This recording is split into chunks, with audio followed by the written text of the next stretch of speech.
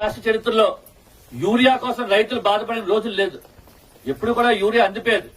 జగన్మోహన్ గారి ప్రభుత్వంలో అయితే రైతు భరోసా కేంద్రాలు పెట్టి సచివాలయాలు పెట్టి చూడండి, మీకు పక్కన సచివాలయం చూడండి, మీ ఊర్లోనే సచివాలయం పెట్టి, అంటే మీరు ఇక్కడి నుంచి మీ జోనంక నుంచి మీరు జలుబులు వెళ్లాల్సిన అవసరం కూడా లేకుండా మీ గ్రామంలో సచివాలయం పెట్టాడు.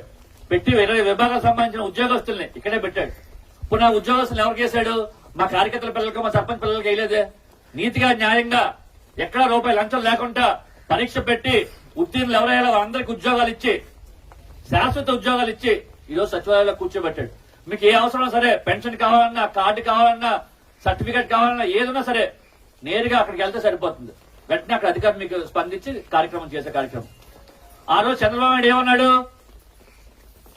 సచివాలయం మీకు గ్రామాల్లో కట్టే హక్కు ఎవరికి ఇచ్చారు? సచివాలయం గ్రామాల్లో మీకు పెట్టే హక్కు ఎవరు ఇచ్చారు? సచివాలయం అనేది హెడ్ క్వార్టర్